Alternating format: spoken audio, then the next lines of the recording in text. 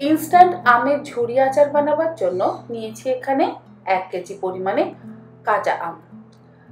এখন তো বাজারে প্রচুর পরিমাণে কাঁচা আম পাওয়া যাচ্ছে, আর কাঁচা আম দিয়ে এই ঝুরি আমের আচার বানিয়ে কিন্তু আপনারা 1 বছর স্টোর করে রাখতে পারেন। আর এক্ষুনি বানিয়ে এক্ষুনিও কিন্তু মুড়ির সাথেও খেতে পারেন, আবার রুটি পরোটা বা শেষ পাতেও খেতে পারেন। ভীষণ ভালো লাগে। অবশ্যই এই কাঁচা আমের বাজার থাকতে থাকতে অবশ্যই কাঁচা আম বাজার থেকে কিনে এনে বা বাড়িতে যদি গাছ থাকে সেই গাছের কাঁচা আম পেড়ে আপনারা অবশ্যই এইরকম চটজলদি 10 মিনিটে তৈরি ইনস্ট্যান্ট ঝুরি আচার বানিয়ে নিতে পারেন। আর এই আচারটা কিন্তু খোসা সমেত করব। খুব সুন্দর দেখতে হয়, খেতেও অসম্ভব ভালো লাগে। খোসার মধ্যেও তো অসম্ভব স্বাদ আছে, তাই খোসা ফেলে দিয়ে এই আচারটা বানানো যাবে না। তবে আপনাদের যদি খোসা ফেলে দিয়ে আমের আচারটা বানাতে ইচ্ছে হয় আপনারা অবশ্যই বানাতে পারেন, কিন্তু আমি বলবো খোসা সমেতেই আমের আচারটা বানাবেন। আমগুলোর যেহেতু আটি হয়ে গেছে সেই জন্য আটির অংশতেও যতটা পরিমাণে আমের শাঁস আছে সবটা আমি ছুরি দিয়ে চেঁচে নেব। আর যদি আটি না থাকে, কুশি থাকে, তাহলে তো ভীষণই ভালো। দেখুন আমি এইরকম ছোট টুকরো করে কেটে নিচ্ছি। এরপরে কাটা হয়ে গেলে গ্রাইন্ডিং জারের মধ্যে নিয়ে নেব। তবে গ্রাইন্ডিং জারের মধ্যে যেন জল না থাকে, আর ভালো করে ধুয়ে নিয়ে আমের টুকরোগুলোকে একটা শুকনো কাপড় দিয়ে মুছে নেবেন, যাতে আমের মধ্যে কোনো রকম জল না থাকে। জল থাকলে কিন্তু আচার নষ্ট হয়ে যায়, তাই এই কথাটা আপনারা অবশ্যই ভালোভাবে মাথায় রাখবেন। গ্রাইন্ডিং জারটাও যেন শুকনো থাকে, আমের এই টুকরোগুলোও যেন শুকনো থাকে, কোনো রকম জলের সংস্পর্শে যেন আমের টুকরোগুলো না আসে। এই আমের টুকরোর সাথে আমি দিয়ে দিচ্ছি 20টা পাকা লঙ্কা। লাল লঙ্কা দেওয়ার কারণ আচারটা যাতে দেখতে সুন্দর লাগে, আর লাল লঙ্কা যদি না থাকে তাহলে আপনারা কাঁচা লঙ্কারও ব্যবহার করতে পারেন। আর দেখুন অল্প অল্প গোটা গোটা আছে, এইভাবে আমি গ্রাইন্ড করে নিলাম। পুরো মিহি করে কিন্তু পেস্ট একেবারে করবেন না।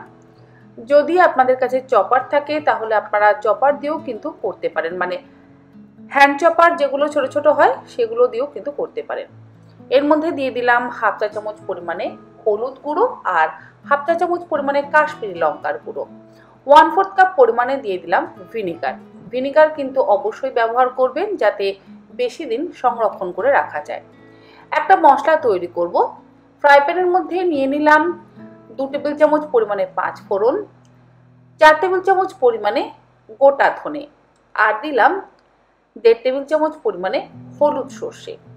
গ্যাসের ফ্লেমটাকে লোতে করে দিয়ে এই গোটা মশলাগুলোকে ড্রাই রোস্ট করে নেব। তবে এর মধ্যে আমি একটু গোটা শুকনো লঙ্কা দিচ্ছি। শুকনো লঙ্কাগুলোকেও একসাথে ড্রাই রোস্ট করে নেব।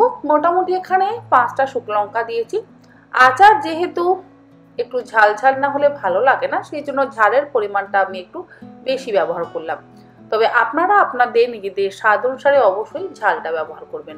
কেউ তো একটু কম ঝাল খায়, কেউ আবার বেশি ঝাল ঝাল আচার খেতে পছন্দ করে। আমি যেমন একটু ঝাল ঝাল আচার বানাতেই বেশি পছন্দ করি। 2-3 মিনিট লো ফ্লেমে ড্রাই রোস্ট করে নেওয়া হয়ে গেলে আমি এই ফ্রাই প্যানের মধ্যে কিছুক্ষণ রেখে দেব মশলাটা ঠান্ডা হওয়ার জন্য। ঠান্ডা হয়ে গেলে আমি গ্রাইন্ডিং জারের মধ্যে ঢেলে নিয়ে গুঁড়ো করে নেব। তবে একদম মিহি করে কিন্তু মশলাটা গুঁড়ো করব না, একটু যাতে দানা দানা থাকে সেইভাবে আমরা এই আচারের মশলাটাকে গুঁড়ো করে নিলাম। দেখুন এরকম দানা দানা রয়েছে, পুরোপুরি কিন্তু মিহি করে আমরা গুঁড়ো করিনি। আর এবারে ওই আমের টুকরোগুলোর মধ্যে দিয়ে দিলাম সম্পূর্ণ আচারের মশলাটা। এরপরে এর মধ্যে দিয়ে দেব বেশ কিছুটা পরিমাণে কাঁচা সর্ষের তেল। আমি এখানে 250 ml কাঁচা সর্ষের তেল কিন্তু ব্যবহার করেছি। অবশ্যই কাঁচা সর্ষের তেল ব্যবহার করতে হবে, তবে আপনারা চাইলে সর্ষের তেলটাকে একটু পাকিয়ে নিয়েও ব্যবহার করতে পারেন, মানে সর্ষের তেলটাকে ভালো করে গরম করে নিয়ে সেটা দিয়েও কিন্তু এই আচারটা বানাতে পারেন। স্বাদ অনুসারে লবণ দিয়ে দিলাম। মোটামুটি আমি এখানে 3 টেবিল চামচ পরিমাণে লবণ দিলাম। লবণের পরিমাণটা একটু বেশি ব্যবহার করতে হবে। এরপরে সমস্ত কিছু একসাথে ভালো করে মিশিয়ে নেব। এই ইনস্ট্যান্ট ঝুরি আচারের মধ্যে আমি 2 টেবিল চামচ পরিমাণে দিয়ে দিচ্ছি আমচুর পাউডার, আর দেব 1.5 টেবিল চামচ পরিমাণে বিট লবণ, 1/4 কাপ পরিমাণে কাঁচা সর্ষের তেল আবারও ব্যবহার করছি। তারপরে সমস্ত কিছু একসাথে ভালো করে মিশিয়ে নিলেই তৈরি হয়ে যাবে ইনস্ট্যান্ট কাঁচা আমের ঝুরি আচার। বিকেলবেলা চায়ের সাথে যদি মুড়ি মেখে খেতে চান তাহলে অবশ্যই 1 চামচ এই আচার দিয়ে মুড়ি মাখতে পারেন, খেতে কিন্তু অসম্ভব ভালো লাগবে। আর যে মশলাটা দিয়ে আমরা আচারটা বানালাম, আমি যে আচারটা বানাচ্ছি বানাতে বানাতেই কিন্তু অসম্ভব ভালো একটা গন্ধ বেরোচ্ছে।